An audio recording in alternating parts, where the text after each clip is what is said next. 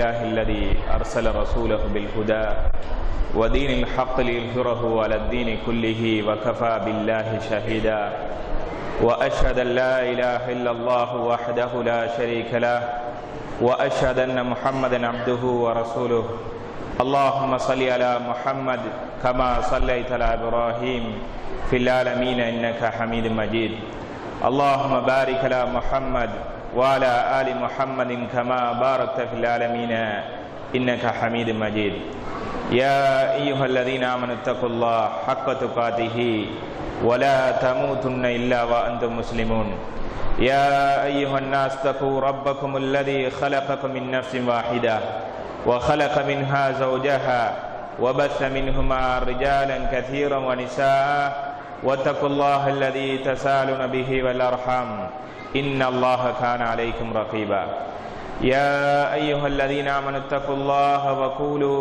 قولا سديدا يصلح لكم أعمالكم ويغفر لكم ذنوبكم ومن يطع الله ورسوله فقد فاز فوزا عظيما أما بعد فإن أصدق الحديث كتاب الله وخير الهدي هدي محمد صلى الله عليه وسلم وشر الأمور محدثاتها وكل محدثة بدعة وكل بدعة ضلالة وكل ضلالة في النار. கண்ணியத்துக்குரிய பெரியார்களே, சகோதரிகளே, தாய்மார்களே, சகோதரிகளே, உங்கள் அனைவருக்கும் அல்லாஹ்வினுடைய அருளும் சாந்தியும் சமாதானமும் உண்டாவதாக. அஸ்ஸலாமு அலைக்கும் வரஹ்மத்துல்லாஹி வபரகாத். நாம் நேற்றைய பயான் நிகழ்ச்சியில் அல்லாஹ் சுப்ஹானஹு வ தஆலா அவனை அஞ்சி நடக்கக்கூடிய மனிதர்களுக்கு கிடைக்கக்கூடிய பயன்கள் என்ற அடிப்படையில் இறுதியாக நாம் பார்த்தது, அல்லாஹு தஆலா சுவர்க்கத்தை அவர்களுக்கு வழங்கி விடுகிறான்.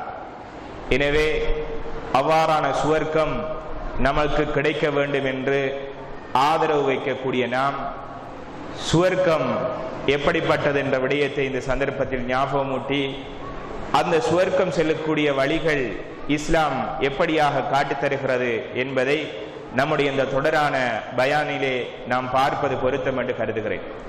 கண்ணியத்துக்குரிய அல்லாஹ்வினுடைய நல்லடியார்களே, உண்மையில் ரப்புல் ஆலமீன் இந்த சுவர்க்கம் என்பது உஇத்தத் லில் முத்தகீன், தக்வாதாரிகளுக்கு அது தயார்படுத்தப்பட்டதாக இருக்கிறது. அர்லுஹா ஸமாவாத் வல் அர்த், அதனுடைய விசாலம் என்பது வானத்தையும் பூமியையும் விடவும் மிகவும் விசாலமானது என்று அல்லாஹு தஆலா சொல்லி காட்டுகிறான். எனவே அவ்வாறான சுவர்க்கம் நம்முடைய சிந்தனைகளுக்கு அப்பால் பட்டது. நம்முடைய கண்கள் பார்த்திடாத, நம்முடைய உள்ளங்கள் கற்பனைக்கு பட்டிடாத, நம்முடைய காதுகள் கேட்டிடாத அப்படியான விசேடமான சுவர்க்கத்தை ரப்புல் ஆலமீன் முத்தகீன்கள் தக்வாதாரிகளுக்கு ஏற்படுத்தியிருக்கிறான். ஒருமுறை நபிகளார் ஸல்லல்லாஹு அலைஹி வஸல்லம் அவர்கள் சஹாபாக்களை முன்னிலைப்படுத்தி தொழுது கொண்டார்கள். அப்பொழுது அல்லாஹ்வுடைய தூதர் பெருமானார் ஸல்லல்லாஹு அலைஹி வஸல்லம் அவர்கள் தொழுது கொண்டிருந்தவர்கள் நேரடியாக முன்னுக்கு ஏதோ ஒன்றை எடுப்பது போன்று எத்தனிக்கிறார்கள். சஹாபாக்கள் தொழுது முடிந்ததன் பின்னால், அல்லாஹ்வுடைய தூதரே, நீங்கள் வளமைக்கு மாற்றமாக இந்த தொழுது கொண்டிருக்கின்ற பொழுது ஏதோ ஒரு பொருளை நீங்கள் பறிப்பது போன்று எடுப்பது போன்று எத்தனித்தீர்கள், பிறகு மீண்டும் வந்து விட்டீர்கள், என்ன காரணம் அப்படி என்று கேட்கிறார்கள். அப்பொழுது நபிகளார் ஸல்லல்லாஹு அலைஹி வஸல்லம் அவர்கள் சொல்லுகிறார்கள், எனக்கு சுவர்க்கத்தில் உள்ள பழங்களை அல்லாஹு தஆலா காட்சியாக கொண்டு வந்தான், அந்த கனிகளை அந்த பழங்களை நாம் பறிப்பதற்கு எத்தனித்தேன், அப்படி அல்லாஹு தஆலா எடுத்து விட்டான் என்று நபி ஸல்லல்லாஹு அலைஹி வஸல்லம் அவர்கள் சொல்லுகிறார்கள். கண்ணியத்துக்குரிய சகோதரர்களே, உண்மையில் அல்லாஹ்வுடைய தூதருக்கு அல்லாஹு தஆலா இந்த உலகத்திலே சுவர்க்கத்தினுடைய பழங்கள், அதனுடைய ரகங்களை அல்லாஹு தஆலா நேரடியாக காட்டியிருக்கிறான். அதனால் தான் அல்லாஹ்வுடைய தூதர் அந்த சுவர்க்கத்திலே நான் நுழைய வேண்டும் என்று கடுமையாக ஆதரவுப்பட்டு ஆசைப்பட்டு அவர்கள் அமல் செய்கிறார்கள். அந்த சுவர்க்கம் ஒரு மனிதனுக்கு கிடைத்து விட்டதென்றால் இந்த உலகத்தில் வேறொரு இன்பமும் அவனுக்கு தேவையே இல்லை. எந்த அளவுக்கு என்று சொன்னால், அந்த சுவர்க்கத்தில் ஒரு மனிதன் நுழைந்து விடுவானாக இருந்தால் அதில் அவனுக்கு தேன் ஆறாக ஓடிக்கொண்டிருக்கும், பால் ஆறாக ஓடிக்கொண்டிருக்கும். அவன் இந்த உலகத்திலே பயன்படுத்துகின்ற நகைகள் இருக்கின்றதே, அந்த நகைகளினால் ஆக்கப்பட்ட கட்டீல்கள் அவனுக்கு இருக்கும். ஹூர் ஐன்கள் என்று சொல்லக்கூடிய பெண்களை அல்லாஹு தஆலா கொடுப்பான். ஒரு ஆணுக்கு 100 ஆண்களுடைய சக்தியை அல்லாஹு தாலா கொடுத்து விடுகிறான். அந்த ஹூமைங்களை பற்றி அல்லாஹு தாலா அல் குர்ஆனில் சொல்லுகின்ற பொழுது அவர்கள் மிகவும் அழகானவர்கள், உயர்ந்த மார்பகங்களுடையவர்களாக அவர்கள் இருப்பார்கள். அவர்கள் ஏதாவது பானங்களை சாப்பிடுகின்ற பொழுது, குடிக்கின்ற பொழுது அவர்களுடைய அந்த தொண்டைக்குள்ளால் போவது அப்படியே விளங்கிவிடும். அல்லாஹ்வுடைய தூதர் ஸல்லல்லாஹு அலைஹி வஸல்லம் அவர்கள் சொல்லுகிறார்கள், அந்த பெண்களுடைய கால்களுக்குள் உள்ள நுழைலப்பை என்று சொல்லக்கூடியது, அந்த எலும்புகளுக்குள் உள்ள அந்த பானம் நாம் சூப்பாக குடிக்கின்ற பொழுது அந்த காட்சியில் இருக்குமே, அதை அல்லாஹு தாலா அந்த பெண்களுக்கு இருந்து அந்த உறுப்பை அப்படி அல்லாஹு தாலா காட்சியாக கண்ணாடிக்குள் இருப்பது போன்று விளங்கும். இப்படியாக மிகவும் மருதுவான இருதுவான விரும்பக்கூடிய தக்க அந்த சுவர்க்கத்தை ரப்புல் ஆலமீன் ஆக்கி வைத்து அதில் பல்வேறுபட்ட இன்பங்களை வைக்கிறான். ஒரு கனியை, ஒரு பழத்தை நாம் சாப்பிட வேண்டும் என்று ஒரு மரத்தடிக்கு சென்றால் அந்த பழம் நமக்கு முன்னால் கொண்டு வரப்படும். கொண்டு வந்து அந்த பழத்தை நாம் பறித்து சாப்பிடுகின்ற பொழுது அது ஒரு வகையான ருசியாக இருக்கும், டேஸ்டாக இருக்கும். பிறகு மீண்டும் ஒரு பழம் சாப்பிட வேண்டும் என்று நீங்கள் எத்தனித்தால் அதே மரத்தில் பறித்து நீங்கள் சாப்பிடுகின்ற பொழுது வேறொரு பழத்தினுடைய சுவையை அங்கு உணர்ந்து கொள்ளலாம். இப்படியாக அந்த இன்பங்களை நாம் சொல்லி முடியாத அளவுக்கு பல்வேறுபட்ட இன்பங்கள் இருக்கும். ஒரு சாப்பாடு, ஒரு பறவை வானத்தினூடாக பறந்து செல்கிறது என்றால் இதை பார்த்து எனக்கு இது சாப்பாடாக உணவாக உட்கொள்வதற்கு வந்தால் எப்படி இருக்கும் என்று நீங்கள் கற்பனை செய்தால் உங்களுக்கு நேரடியாக கொண்டு தரப்படும்.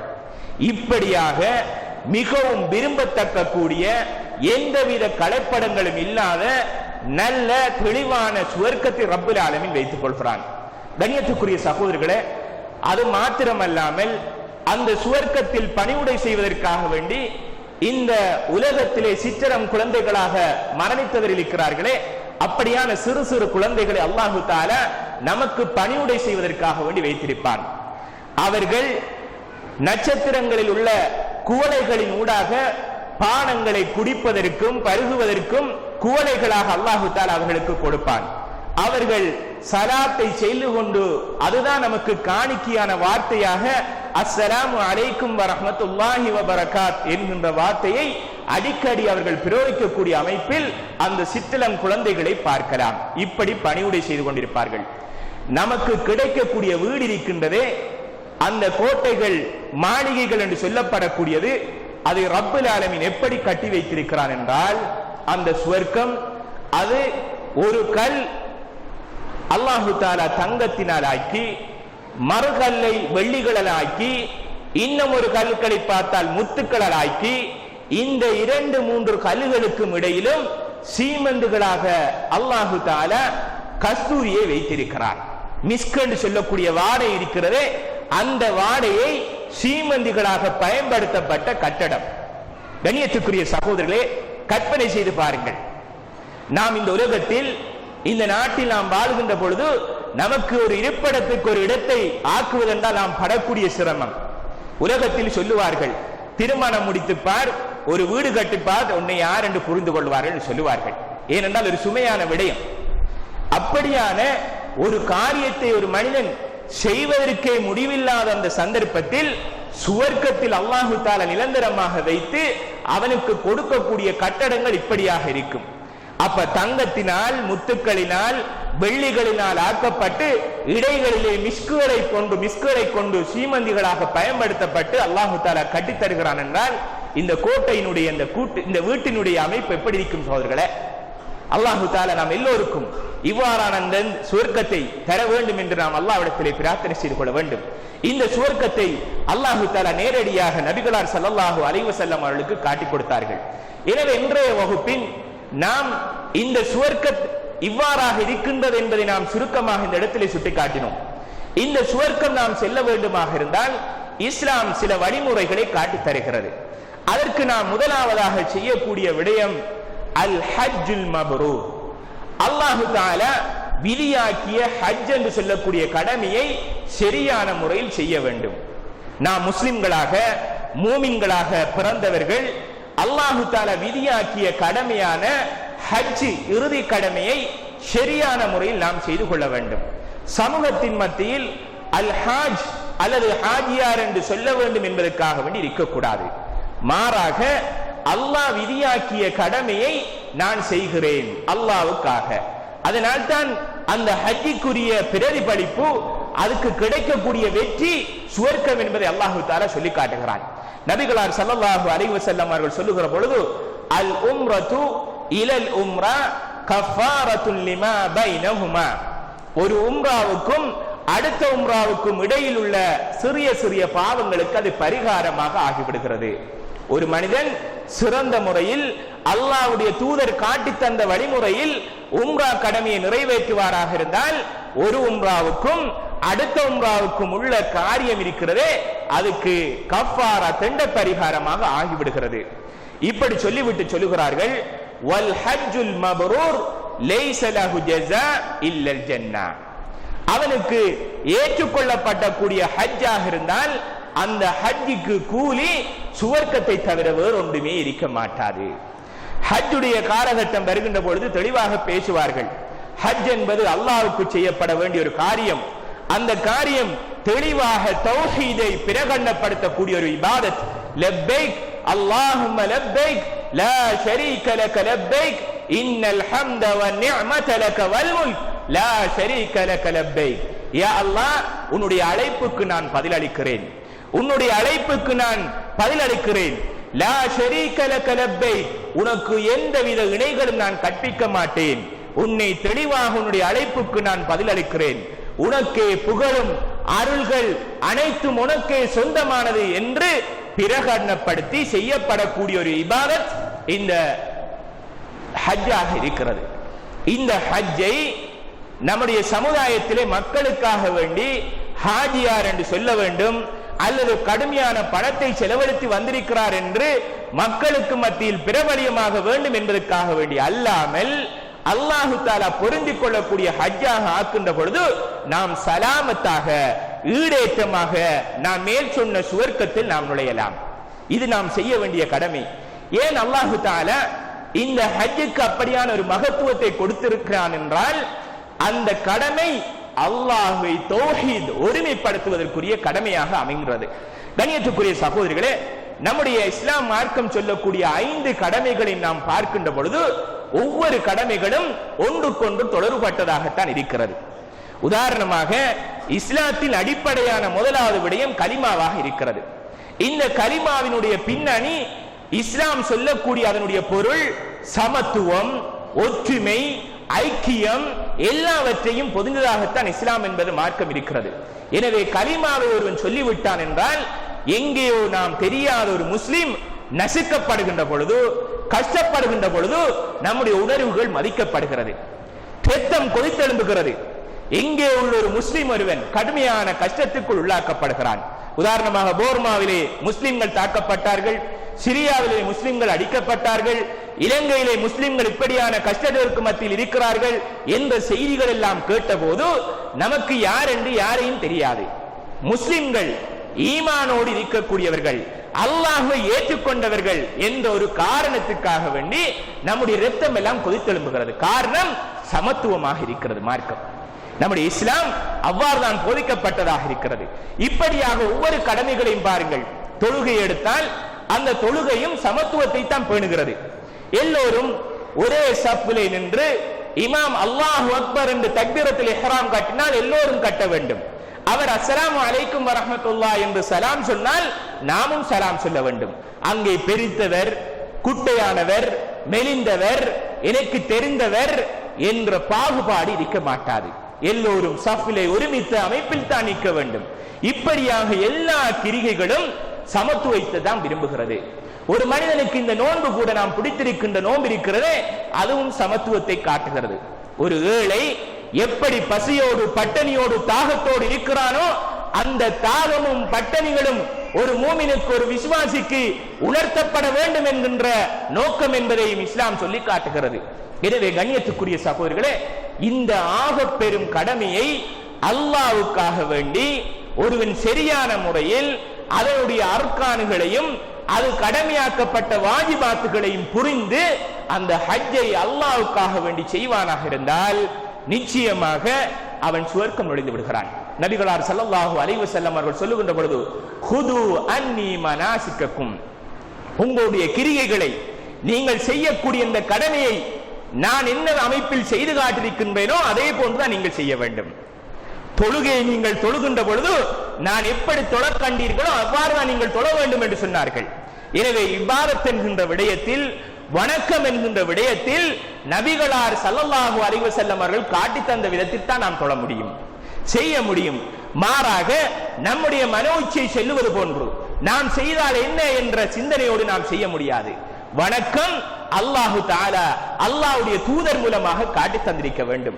உதாரணமாக ஒரு மனிதன் தாடி வைப்பது என்பது சுன்னா, அதனுடைய நேரத்தை நாங்கள் பார்த்தால் அது வாஜிப் என்கின்ற அளவுக்கு ஆகிவிடுகிறது. நபி ஸல்லல்லாஹு அலைஹி வஸல்லம் அவர்கள் சொல்லுகிறார்கள், யஃபு லிஹ்யா கஸ்ஸு ஸவாரிப், நீங்க தாடியை விட்டு விடுங்க, மீசையை கத்தரித்துக் கொள்ளுங்கள் என்று சொல்லுகிறார்கள். உதாரணமாக ஒரு சகோதரன் தாடி வைக்கிற விஷயத்தில் சர்ச்சைப்படுகிறான். தன்னுடைய மனைவி விரும்புகிறார் அல்ல, நம்முடைய குடும்பத்தில் உள்ளவர்கள் முதியவர்கள் என்று சொல்லிவிடுவார்கள் என்று இப்படியாக மக்களுடைய திருப்தியை காட்ட வேண்டும் என்பதற்காக வேண்டி இபாதத்துகளை நம்முடைய நினைத்தபடி நாம் செய்து கொள்ள முடியாது. மாறாக நபிகளால் சொல்லி காட்டிய பிரகாரம் செய்தால்தான் அதற்குரிய கூலி கிடைக்கும், அதுக்கு நன்மை இருக்கிறது. அது அல்லாமல் நாம் மற்றவர்களை திருப்திப்படுத்துவதற்காக செய்ய முடியாது. இப்படியாக இந்த கடமையை நல்ல முறையில் செய்தால் நமக்கு நிச்சயமாக சுவர்க்கம் கிடைக்கிறது என்பதைத்தான் நபி ஸல்லல்லாஹு அலைஹி வஸல்லம் அவர்கள் சொல்லி காட்டுகிறார்கள். அதே போன்று இந்த ஹஜ்ஜுடைய கிரிகைக்கு அல்லாஹு தஆலா ஏன் சுவர்க்கத்தை எப்படி கடமையாக ஆக்கிரிக்க வேண்டும் என்று கேட்டால், அதிகப்படியாக திக்ர்கள் செய்யப்படுகிறது. அதிகமாக ஹஜ்ஜுடைய காலத்தில் அல்லாஹுவை ஒருமைப்படுத்தி ஓரிரை கொள்கையோடு அங்கே பிரகடனப்படுத்தப்படுகிறது. குறிப்பாக லா இலாஹ இல்லல்லாஹு வஹ்தஹு லா ஷரீக லஹு லஹுல் முல்கு வலல் ஹம்து வஹுவ அலா குல்லி ஷைஇன் கதீர் என்று சொல்லக்கூடிய இந்த துஆவை அதிகப்படியாக அரபாவுடைய தினத்திலே ஓதுவார்கள். இதே போன்று சஃபா மர்வா என்று சொல்லக்கூடிய அந்த மலையடிக்கு செல்லுகின்ற பொழுது இந்த துஆவை அதிகமாக ஓதுவார்கள். இதுவெல்லாம் அல்லாஹ்வை ஒருமைப்படுத்தி பிரகடனப்படுத்தக்கூடிய காரியம் என்பதற்காக வேண்டி லைஸ லஹுல் ஜஸா இல்லல் ஜன்னah, அவனுக்கு சுவர்க்கம் கிடைக்கும் என்பதில் எந்தவித சந்தேகமும் இல்லை. எனவே கண்ணியத்துக்குரிய சகோதரர்களே, இந்த சந்தர்ப்பத்தில் இந்த விடயத்தை ஞாபகம் ஊட்டுகிறோம், விடயம் வந்ததுக்காக வேண்டி. எனவே இன்றிலிருந்து எல்லோரும் ஹஜ்ஜுக்கு செல்லாத சகோதரர்கள், அல்லாஹ் எனக்கு வாய்ப்பு வசதி தந்து விட்டான் என்றால் நிச்சயமாக அந்த புனித பூமிக்கு நான் சென்று உன்னுடைய நோக்கத்தை நிறைவேற்றக்கூடிய ஒரு அடியானாக நான் இருப்பேன் என்று நியத்து வைத்து சரியான முறையில் செய்வோமாக இருந்தால் நாம் மேற்சொன்ன அந்த அழகிய சுவர்க்கத்திற்குள் நாம் நுழையலாம் என்பதை இஸ்லாம் அடையாளப்படுத்துகிறது. அதே போன்று கண்ணியத்துக்குரிய சகோதரர்களே, இரண்டாவது பணி நாம் செய்ய வேண்டியது அல் ஜிஹாது ஃபீ சபீலில்லாஹ், அல்லாஹ்வுடைய பாதையில் ஜிஹாது செய்வது, அல்லாஹ்வுடைய பாதையில் சரியான முறையில் போராடுவது. இந்த போராட்டத்தை பொறுத்தவரையில் இஸ்லாம் பல்வேறுபட்ட அமைப்பில் ஜிஹாது செய்ய வேண்டும் என்று சொல்லுகிறது. நம்முடைய இந்த காலகட்டத்தில் ஜிஹாது என்று சொல்லுகின்ற பொழுது நிச்சயமாக முஸ்லிம்கள் நம்முடைய இஸ்லாம் எங்கே நசிக்கப்படுகிறதோ, அல்லாஹ்வுடைய மார்க்கம் எங்கே கொச்சப்படுத்தப்படுகிறதோ, அல்லாஹ்வுடைய குர்ஆன் எங்கே இழிவாக்கப்படுகிறதோ அங்கே அதற்கு எதிராக நாம் போர்க்குடி தூக்குவதுதான் ஜிஹாதாக இருக்கிறது. இருந்தாலும் இஸ்லாம் ஜிஹாதை ஒரு சில கட்டங்களுக்கு ஏற்றால் போல் ஆக்கிவிடுகிறது. அதில் மிக முக்கியமான ஜிஹாத் என்று கேட்டால் அல் முஜாஹதா பி நஃப்ஸ், உள்ளத்தோடு போராடுவது. இதுவும் ஒரு ஜிஹாதாகத்தான் இருக்கிறது. உள்ளத்தோடு போராடுவது என்பது மிக முக்கியமான இந்த காலகட்டத்தில் தேவைப்பட்ட ஒரு விடயம். கண்ணியத்துக்குரிய சகோதரர்களே, இந்த நஃப்ஸோடு உள்ளத்தோடு போராடுவது என்பது மிக முக்கியமானது. உதாரணமாக நமக்கு விரும்பத்தக்க கூட ஒரு காரியம் இருக்கும். ஒரு இடத்தில் கடுமையான மக்கள் எல்லோரும் ஒன்று கூடி ஒரு மியூசிக் புரோகிராம் நடக்கிறது. இசை என்றால் மக்களுக்கு விரும்பியோ விரும்பாமலோ தூக்கிவிடும், அது மனிதனுடைய இயல்பு. எங்கேயாவது வாகனத்தில் செல்லுகின்ற பொழுது அல்லது எங்கேயாவது போனில டியூனை கேட்டு விட்டோம் என்றால் நம்மளை விரும்பாமலே அப்படியே தூக்கி போட்டு விடும். அதுதான் இசை. அல்லாஹு தஆலா பாதுகாக்க வேண்டும். இதை மனிதனுடைய இயல்பிலே விரும்பக்கூடிய ஒரு காரியம். இந்த காரியத்தை ஒரு மனிதன் செய்வதற்கு பயப்படுகிறான். காரணம், அல்லாஹ்வுடைய தூதர் ஸல்லல்லாஹு அலைஹி வஸல்லம் அவர்கள் இதை ஹராமாக ஆக்கியிருக்கிறார்கள். எப்படி ஹராமாக ஆக்கியிருக்கிறார்கள்? உங்களுடைய இசையை கேட்பது என்பது உங்களுடைய உள்ளங்களிலே நயவஞ்சகத்தன்மை உண்டாக்கிவிடும். எந்த அளவுக்கு என்று தெரியுமா? உங்களுக்கு நயவஞ்சகத்தன்மை உண்டாக்கிவிடும் என்றால், மழைகள் பொழிந்ததன் பின்னால் நிலத்தில் எப்படி புட்பூண்டுகள் வேகமாக முளைக்குமோ அதே போன்று உங்களுடைய உள்ளங்களிலே நயவஞ்சகத்தன்மை உருவாகிவிடும் என்று சொன்னார்கள். இன்னும் யார் ஒருவன் இந்த இசையை கேட்கிறானோ அவனுக்கு அல்லாஹு தஆலா நாளை மறுமையில் அவருடைய காதுகளுக்குள் ஈயத்தை காய்ச்சி நெருப்பினால் காய்ச்சப்பட்டு அப்படி அவருடைய காதுகளினால் ஊற்றப்படும் என்று நபிகளார் ஸல்லல்லாஹு அலைஹி வஸல்லம் அவர்கள் சொல்லுகிறார்கள். நவுது பில்லாஹி மின்ஹா. அல்லாஹு தஆலா பாதுகாக்க வேண்டும். எனவே என்னுடைய ஆத்மா செல்லுகிறது, நப்சு செல்லுகிறது, அந்த இசையை கேட்க வேண்டும் என்று அந்த இசையின்பால் செல்லாமல் அல்லாஹ் ஹராமாக ஆக்கியிருக்கிறான் என்று ஒதுக்கி வைப்பது. அழகிய ஒரு பெண் ஒன்று என்னை அழகான முறையிலே பார்த்துக் கொண்டிருக்கிறாள், இவளோடு விபச்சாரம் செய்து விட்டால் யாருக்கும் தெரியாது, நானும் அவளும் தான் இருக்கின்றோம், சந்தர்ப்பம் அழகான வகையாக எனக்கு வாய்ப்பாக கிடைத்திருக்கிறது என்ற போது அல்லாஹு தஆலா என்னை பார்த்துக் கொண்டிருக்கிறான், படைத்த ரஹ்மான் என்னை பார்த்துக் கொண்டிருக்கிறான். நான் இந்த விபச்சாரத்தை தற்போது செய்து விட்டேன் என்றால், என்னுடைய இச்சையை அடக்க முடியாமல் நான் இந்த பாவத்தை செய்தால் இந்த இன்பம் சொற்று நேரம்தான். ஆனால் மறுமை நாளுடைய இன்பம் இருக்கிறதே, நான் இந்த இடத்தில் அந்த பெண்ணை விட்டும் அல்லாஹ்வுக்காக வேண்டி ஒதுக்கி என்னுடைய நஃப்ஸை நான் கட்டுப்படுத்திக் கொண்டிருப்பேனாக இருந்தால் அதுதான் ஜிஹாத். எனவே முஜாஹதத்துன் பின்னஃப்ஸ், உள்ளத்தோடு நாம் போராடுவது மிக முக்கியமான போராட்டமாக இருக்கிறது. அதே போன்று கண்ணியத்துக்குரிய சகோதரர்களே, முஜாஹதத்து பிஷைத்தான், ஷைத்தானோடு நாம் போராடுவதும் ஜிஹாதாக இருக்கின்றது. இந்த காலகட்டத்தில் நாம் செய்ய வேண்டிய ஒரு பொறுப்பு. ஷைத்தான், அல்லாஹ்வுடைய தூதர் ஸல்லல்லாஹு அலைஹி வஸல்லம் அவர்கள் சொல்லுகின்றார்கள், இன்ன ஷைத்தான யஜ்ரி மினல் இன்சான் மஜ்ரத் தம், ஆதமுடைய மக்களுடைய நாளங்களில் இரத்தம் எங்கெங்கே எல்லாம் ஓடிக்கொண்டிருக்கின்றதோ அங்கே எல்லாம் ஷைத்தான் ஓடிக்கொண்டிருக்கிறான். ஷைத்தான் எங்கெங்கே எல்லாம் மனிதனுடைய நாளங்களில் இரத்தம் ஓடிக்கொண்டிருக்கின்றதோ அப்படியான பாதைகளில் எல்லாம் ஷைத்தான் ஓடிக்கொண்டிருக்கிறான் என்று நபி ஸல்லல்லாஹு அலைஹி வஸல்லம் அவர்கள் சொல்லுகிறார்கள். அல்லாஹ்விடத்தில் அவன் சவாலிட்டு வந்திருக்கிறான், உன்னுடைய அடியார்களை நான் கெடுப்பேன், அவர்களை பல்வேறுபட்ட அமைப்பில் நான் கெடுப்பேன், குடும்பங்களுக்கு மத்தியிலே பிரிவுகளை உண்டாக்குவேன், கணவன் மனைவிக்கு மத்தியிலே பிரச்சனை உண்டாக்குவேன், பிள்ளைகள் போன்று அவர்களுக்கு மத்தியிலே சென்று நான் பிளவுகளை ஏற்படுத்துவேன். ஒரு மனிதன் தொடர்ச்சியாக அல்லாஹ்வின் பாதையிலே செலவு செய்ய வேண்டும் என்ற நோக்கத்தோடு இருக்கக்கூடிய அடியானை செலவு செய்யாமல் நான் தடுப்பேன். ஐவேள தொழுகையை ஜமாத்தோடு தொழக்கூடிய ஒரு அடியானை தொழாமல் ஆக்குவேன் என்று அந்த ஷைத்தான் சவாலிட்டு வந்திருக்கிறானே, அப்படியான ஷைத்தானோடு போராட வேண்டும். தொழ வருகின்ற பொழுது என்ன அந்த ஹஸரத் தக்பீர் கட்டினார்டா ஓதுறாரு தான் புள்ளா, நிக்கவே ஏழுதில்லை, கொஞ்சம் லேட் ஆகி போவோம், அவர் எப்ப ருக்குவுக்கு போய் சேருவாரோ அப்ப ஜாயின் பண்ணுவோம். சிந்தனைக்கு வார நம்மளுக்கு அதான் ஃபஜ்ருடைய வாங்கு சொல்லுகிற பொழுது அழகாக கேட்கும், ஹய்யால ஸலா ஹய்யாலல் ஃபலா அஸ்ஸலாத்து கைரும் மினன் நௌம், தூக்கத்தை விட தொழுகை சிறந்தது என்று நாம் முஅத்தின் சொல்லுகின்ற பொழுது நாமும் பதில் சொல்லுவோம். தூக்கத்தை விட தொழுகை சிறந்தது என்று நாமும் பதில் சொல்லிக் கொண்டிருப்போம். அறியாமல் தூக்கம் போய்விடும். ஷைத்தான் சொல்லுவான், கொஞ்சம் தூங்கு, கொஞ்ச நேரம் தூங்கு, தாமதித்து போ, இகாமத் சொல்லுவது உனக்கு கேட்கும் என்று அப்படியே தூங்க வைப்பான். தூங்கி விட்டீர்கள் என்றால் உங்களுடைய காதுகளுக்குள் சிறுநீரை அந்த ஷைத்தான் கழித்து விடுகிறான்.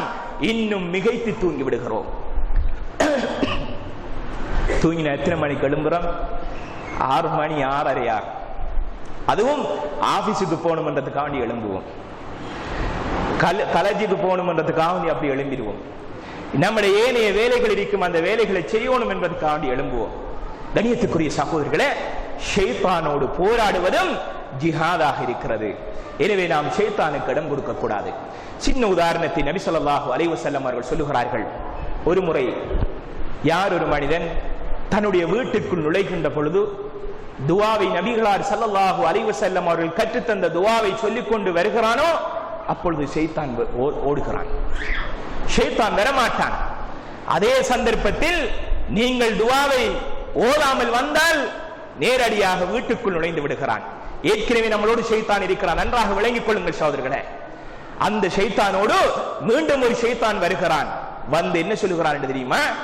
நமக்கு தங்குவதற்கு இடம் கிடைத்து விட்டது, வீட்டில தங்குவதற்கு ஒரு இடம் கிடைத்து விட்டது, சாப்பிடுவதற்கு உட்கார்ந்து விட்டோமா, அந்த வேளையில் பிஸ்மில்லா என்ற வார்த்தையை நாம் சொல்லாமல் அப்படியே சாப்பிட்டு விட்டோம் என்றால் நமக்கு சாப்பாடும் கிடைத்து விட்டது. எனவே சாப்பாடும் கிடைத்து விட்டது, தங்குவதற்கு இடமும் கிடைத்து விட்டது என்று அவன் நின்று கொண்டு அப்படியே குடும்பத்துக்கு மத்தியில் பிரச்சனைகளையும் பிளவுகளையும் பித்தலாட்டங்களையும் உண்டு பண்ணுகிறான். சோதரர்களே, கவனமாக இருந்து கொள்ள வேண்டும். ஷைத்தானோடு பாதுகாப்பு தேட வேண்டும் என்றால் மிக முக்கியமாக நாம் இப்படியான விஷயத்தில் பாதுகாப்பாக இருந்து கொள்ள வேண்டும். எனவே சந்தர்ப்பங்களுக்கு ஏற்றால் உள்ள துஆக்களை நாம் மனனமிட்டு ஓதிக்கொள்வது அடிப்படையான கடமையாக இருக்கிறது. அதே போன்று கண்ணியத்துக்குரிய சகோதரர்களே, முஜாஹதத்து ஃபுஸ்ஸாக், பாவிகள் என்று சொல்லக்கூடியவர்களிடத்திலிருந்து நாம் பாதுகாப்பு பெற வேண்டும்.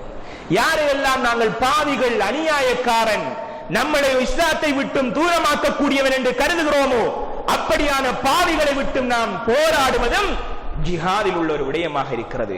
இதை செய்தால் சுவர்க்கம் போகலாம். கண்ணியத்துக்குரிய சகோதரர்களே, பாசிக்குகள், பாவிகள் என்றால் இன்றைக்கு இளைஞர்களை நாம் பார்க்கிறோம். இன்றைக்கு இளைஞர்கள் முடிவெட்டுகின்ற விடயத்தில் தொடக்கம் ஆடை அணிகின்ற விடயம் வரைக்கும் ஒரு வகையான காலம். அல்லாஹு தஆலா பாதுகாக்க வேண்டும். வாலிபர்களை பார்த்தால் முடிகளை வெட்டுகிறார்கள். எப்படி வெட்டுகிறார்கள்? அதுக்கு பல பெயர்களை சொல்லுவார்கள். யார் என்று பார்த்தால் யாராவது நடிகன் இருப்பான், அல்லது கிரிக்கெட் பிளேயராக இருப்பான், அல்லது வேறொரு ஏதாவது ஒரு விடயத்தில் ஒரு பேமான ஒருவனாக இருப்பான். நமக்கு குதுவா முன்மாதிரி யார் என்று கேட்டால் நபிகளார் ஸல்லல்லாஹு அலைஹி வஸல்லம் அவர்கள். ஆடைகளை பார்த்தால் தொழ வருவார்கள் சில இளைஞர்கள், நௌது பில்லாஹ், கலிசன்களை போட்டு வருவார்கள். அப்படியே சுஜூதுக்கு போகின்ற பொழுது அப்படியே வெளியே வந்துடும்.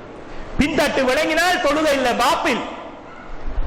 ஆடைகள் உள்ளே போடக்கூடிய ஆடைகளை வெளியே போட்டு வருவார்கள். மிகவும் இறுக்கமாக இருக்கும், இழுப்பார்களே முடியாது. எப்படி சிறிய ஆடையை அணிந்தால் எப்படி அதை இழுத்து சேமாக்கிக் கொள்ள முடியும்? முடியாது. தொழு வருவார்கள். இப்படியாக வாலிபர்கள் இன்றைக்கு பாவிகள் என்று இஸ்லாம் அடையாளப்படுத்தக்கூடிய அந்த அநாகரிகத்தை நாகரிகம் என்று செய்து கொண்டு இஸ்லாத்துக்கு புறநான அமைப்பில் இருந்து கொண்டிருக்கின்றார்கள். எனவே இதுவும் இவர்களோடு நாம் போராடுவதும் இன்றைய காலகட்டத்தில் நாம் செய்யக்கூடிய ஆகப் பெரும் ஒரு ஜிஹாதாக இருந்து கொண்டிருக்கிறது. அதே போன்று கண்ணியத்துக்குரிய சகோதரர்களே, இந்த சந்தர்ப்பத்தில் நாம் செய்யக்கூடிய ஜிஹாது முனாஃபிகீன்கள், நயவஞ்சகர்களோடு நாம் போராட வேண்டும். இதுவும் மிக முக்கியமான ஒரு விடயம்.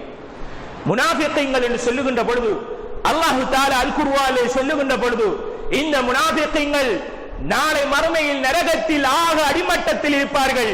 வலன் தஜித லஹும் நஸீரா, அவர்களுக்கு எந்தவித உதவிகளும் கிடைக்க மாட்டாது என்று அல்லாஹு தஆலா அடையாளப்படுத்திய அப்படி படுமோசமான நயவஞ்சகர்கள். இந்த நயவஞ்சகர்களை பற்றி அல்லாஹ்வுடைய தூதர் ஸல்லல்லாஹு அலைஹி வஸல்லம் அவர்கள் கடுமையாக பயந்திருக்கிறார்கள். காரணம், ஒருவன் குஃபார் என்று சொல்லுகின்ற அல்லது காஃபிர் என்று சொல்லுகின்ற பொழுது அல்லாஹ்வை நிராகரித்தவன், மார்க்கத்தை புறக்கணித்தவன். ஒருவன் முஷ்ரிக் என்று சொன்னால் அல்லாஹ்வுக்கு இணை வைத்தவன் என்று தெளிவாக தெரிகிறது. ஆனால் இந்த நயவஞ்சகன் இருக்கிறானே, அவனை சரியாக அடையாளம் காண முடியாத அப்படியான படுமோசமானவன் தான் இந்த முனாஃபிக் என்பவன். நயவஞ்சகன் என்பவன் உள்ளத்திலே ஒன்றை வைத்துக் கொண்டு வெளியிலே ஒன்றை பேசுவான். உள்ளத்திலே மோசமான தன்மை அவனிடத்திலே இருக்கும், வெளியிலே சொல்லுவான் உங்களோடு தான் இருப்பேன் என்று. நபிகளாரிடத்திலே வந்து சொல்லுவார்கள் இந்த நயவஞ்சகர்கள், அல்லாஹ்வுடைய தூதரே, உங்களுடைய மார்க்கத்துக்காக நாங்கள் பூரணமாக ஒத்துழைப்பு செய்வோம், உங்களுடைய மார்க்கத்துக்காக என்னென்ன செய்ய வேண்டுமென்றாலும் செய்து கொள்வோம் என்று சொல்லுவார்கள். மறுபடியில் முஷ்ரிக்கிங்களிடத்திலே போய் சொல்லுவார்கள், அல்லாஹ்வுடைய தூதர் பெரும் படையெடுத்து வருகிறார்கள், யுத்தம் செய்வதற்காக வேண்டி வருகிறார்கள், கவனமாக இருந்து கொள்ளுங்கள் என்று அடுத்த பகுதியிலே போய் சொல்லுவார்கள். இப்படியான படுமோசமான அந்த நயவஞ்சகர்களிடத்திலிருந்து நாம் போராடுவதும் நமக்கு ஜிஹாதாக இருந்து கொண்டிருக்கிறது. அதே போன்று காபிர்கள், அதைத்தான் நான் ஆரம்பத்தில் சொன்னேன், இஸ்லாத்துக்கு எதிராக போராடக்கூடியவர்களுக்கெல்லாம் எதிராக நாம் போராடுவதும் ஜிஹாதாக இருக்கிறது. நபி ஸல்லல்லாஹு அலைஹி வஸல்லம் அவர்கள் சொல்லுகிறார்கள், தலம்மனுல்லாஹு லிமன் خرج في سبيله لا يخرجه منه بما نال من اجر بسبيله لا يخرجه الا جهاد في سبيلي وايمان بي وتصديق برسولي فهو ضامن ان ادخله الجنه. நபிகளார் ஸல்லல்லாஹு அலைஹி வஸல்லம் அவர்கள் சொல்லுகிறார்கள், யார் ஒரு மனிதன் அல்லாஹ்வுக்காக வேண்டி தன்னுடைய சொத்துக்களை உடமானங்களை அனைத்தையுமே தியாகம் செய்து அல்லாஹ்வுடைய பாதையிலே ஜிஹாது செய்துகிறானோ அந்த அடியானை சுவர்க்க நுழைவிப்பதற்கு நான் பொறுப்புடையவனாக இருக்கிறேன் என்று நபி ஸல்லல்லாஹு அலைஹி வஸல்லம் அவர்கள் பொறுப்பெடுக்கிறார்கள். எனவே கண்ணியத்துக்குரிய சகோதரர்களே, இந்த ஜிஹாதும் நமக்கு சுவர்க்கம் செல்வதற்கு ஒரு காரணியாக அமைகிறது. மூன்றாவது காரணி பிர்ருல் வாலிதைன், பெற்றோருக்கு உபகாரம் செய்வது. இதை செய்தாலும் நமக்கு சுவர்க்கம் கிடைத்து விடுகிறது. இன்றைக்கு இந்த பெற்றோருக்கு உபகாரம் செய்கிற விடயம் எங்கே ஒரு பக்கமாக இருந்து கொள்கிறது. முதியோர் இல்லம் என்று அந்நியவர்களின் ஊடாக உருவாக்கப்பட்ட அந்த அமைப்பு இன்று நமக்காக வேண்டி என்ற நிலவரமாக ஆகிவிட்டது. நௌதுபில்லாஹ். பெற்றோர்கள் முதுமை அடைந்து விட்டார்கள் என்றால் அவர்களை எங்கேயாவது ஓரம் கட்டுவது, இதுதான் இன்றைக்கு சமுதாயத்தில் ஒரு நிலவரமாக இருக்கிறது. அல்லாஹு தஆலா அல் குர்ஆனிலே சொல்லுகின்ற பொழுது வகவா ரப்புக் அல்லா தஅபுது இல்லா இய்யாஹ் வபில் வாலிதைனி இஹ்சானா, அல்லாஹ்வை வணக்கம் புரிய வேண்டும். இபாதத் என்று சொன்னால் அந்த ரப்புல் ஆலமீனுக்கு மாத்திரம் செய்யப்படக்கூடிய ஒரு காரியம் என்று அல்லாஹு தஆலா தௌஹீதை பிரகடனப்படுத்தியதன் பின்னால் அடுத்த கட்டமாக சொல்லுகிறான் வபில் வாலிதைனி இஹ்சானா, பெற்றோர்களோடு நல்ல முறையில் நடந்து கொள்ளுங்கள். எனவே கண்ணியத்துக்குரிய சகோதரர்களே, இபாதத் வணக்கம் செய்யப்பட வேண்டிய காரியம் அல்லாஹ் ஒருவனுக்கு மாத்திரம் என்று அல்லாஹு தஆலா பிரகடனப்படுத்திவிட்டு உலகத்திலே மக்களுக்கு மத்தியில் ஒரு நல்லவனாக ஒரு சிறந்தவனாக நடந்து கொள்ள வேண்டும் என்றால் பெற்றோருக்கு உபகாரம் செய்ய வேண்டும் என்று அல்லாஹு தஆலா சொல்லுகிறான். இப்படியாக பனி இஸ்ரவேலர்கள் அந்த சமுதாயத்துக்கு மத்தியில் செய்யப்படக்கூடிய ஒரு உடன்படிக்கையை அல்லாஹு தஆலா சொல்லிவிட்டு அடுத்த கட்டமாக சொல்லுகிறான் பெற்றோர்களுடன் நல்ல முறை நடக்க வேண்டும். எனவே இஸ்லாம் இந்த பெற்றோர்களுக்கு தனி ஒரு இடத்தை வைக்கிறது. பெற்றோர் என்றால் அவர்களுக்கு இந்த உலகத்தில் வேறு ஒன்றுமே இருக்க மாட்டாது, மிகையாக மாட்டாது. நாம் இந்த உலகத்திலே செய்த நல்லமல்களை பங்கிட்டு இந்த உலகத்திலே கொடுக்க வேண்டும் என்றால் அதுக்கு அருகதையானவர்கள் நம்முடைய பெற்றோர்களாகத்தான் இருப்பார்கள். இன்றைக்கு யாராவது அப்படி அமல் செய்கிறோமா? நாம் செய்தாமலே இன்னும் ஒருவருக்கு கொடுக்கக்கூடிய சந்தர்ப்பம் இந்த உலகத்தில் இல்லை. அப்படி அல்லாஹு தஆலா வைக்கவில்லை. ஆனால் நாம் பங்கு வைக்கக்கூடிய நிலவரத்தில் நாம் இருக்கிறோம். இன்ஷா அல்லாஹ் வேறொரு சந்தர்ப்பத்தில் அந்த தலைப்பை நான் சொல்லி காட்டுவேன். ஓட்டாண்டி என்று சொல்லுவார்கள், நஷ்டவாடி பங்களோட்காரன் என்று சொல்லுவார்களே, நாம் இந்த உலகத்தில் தொழுதிருப்போம், நோன்பு பிடித்திருப்போம், ஜகாத்துகள் கொடுத்திருப்போம், தர்மங்கள் வழங்கியிருப்போம், எல்லாவற்றையும் செய்துவிட்டு யாருக்காவது அநியாயம் இழைத்து விட்டால் நாட மறுமையில் அவன் எல்லாவற்றையும் நம்முடைய நன்மைகளை அப்படியே பறிச்செடுத்துட்டு போய்த்திருவான்.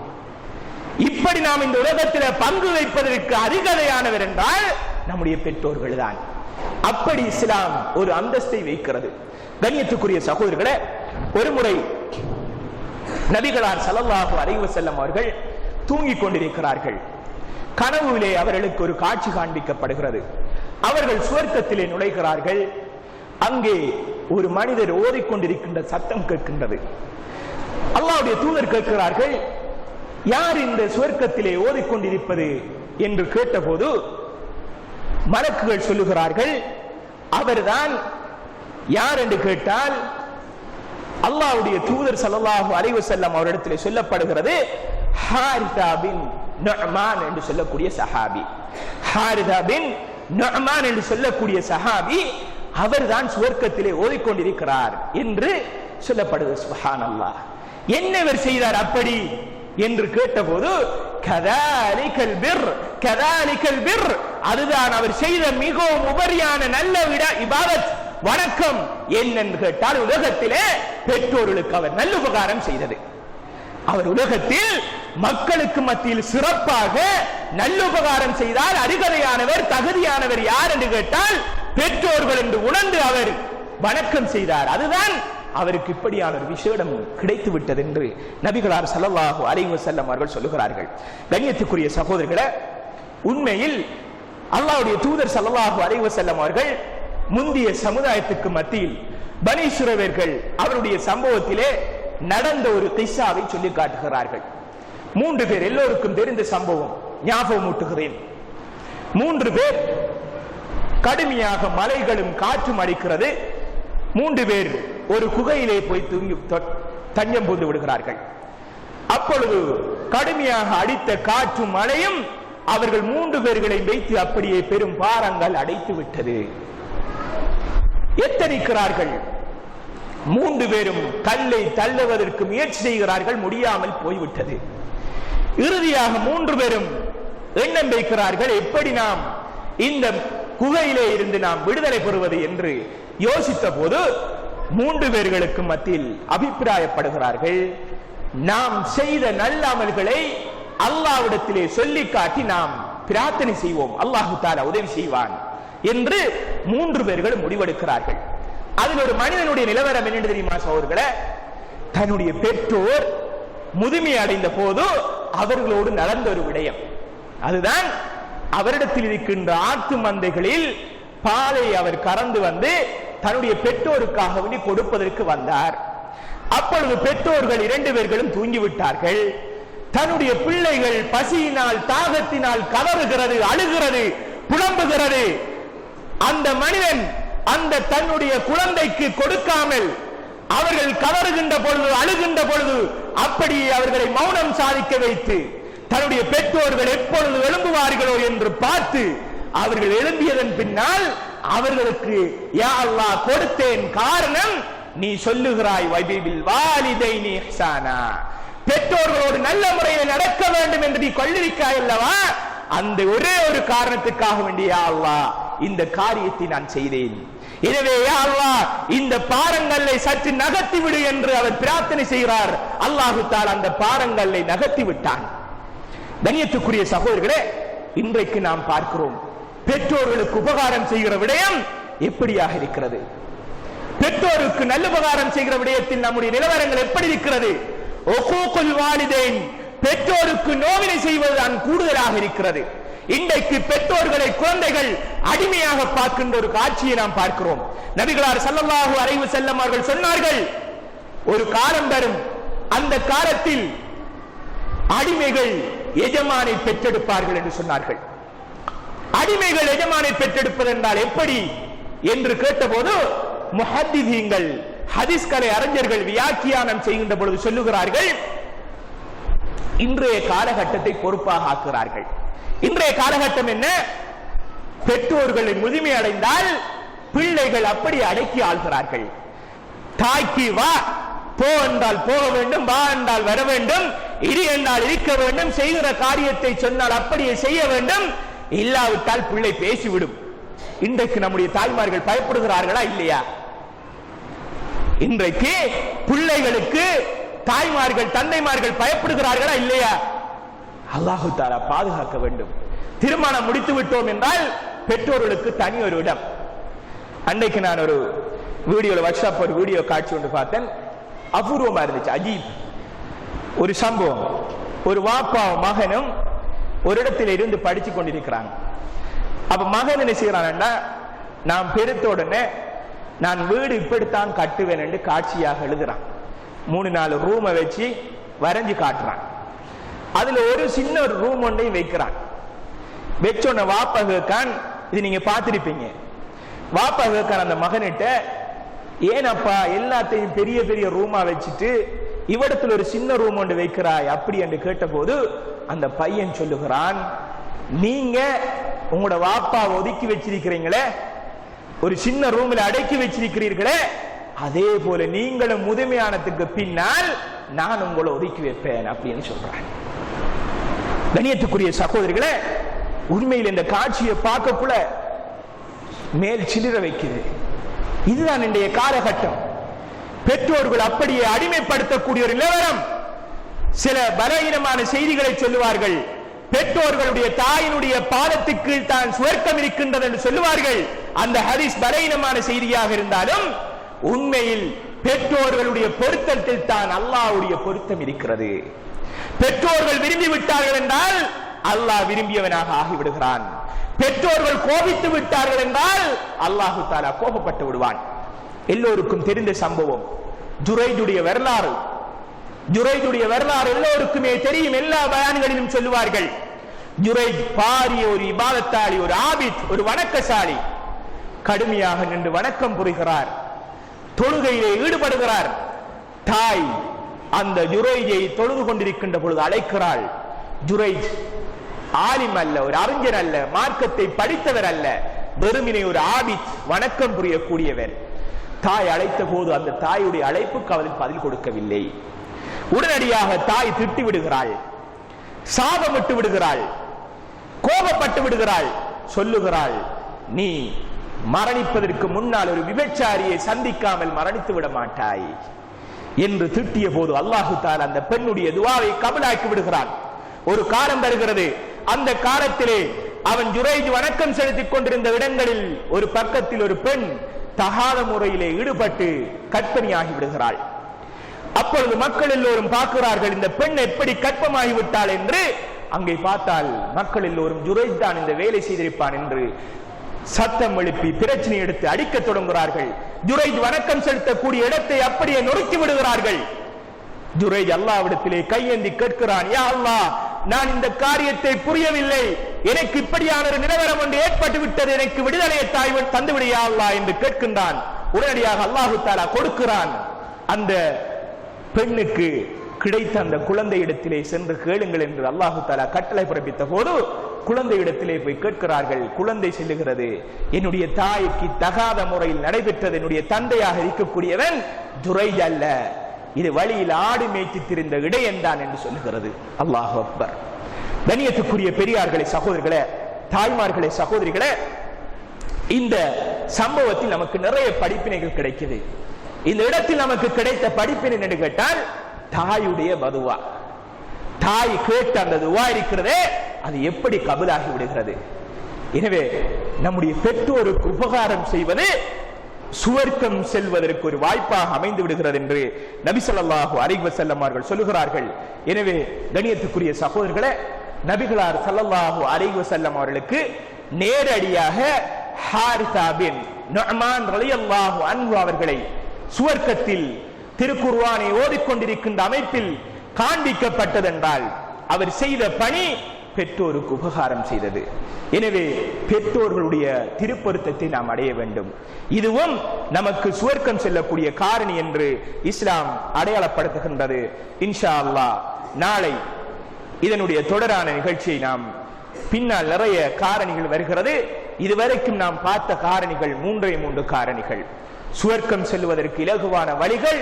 ஒன்று, நாம் செய்வது ஹஜ், ஏற்றுக்கொள்ளப்படக்கூடிய ஹஜ்.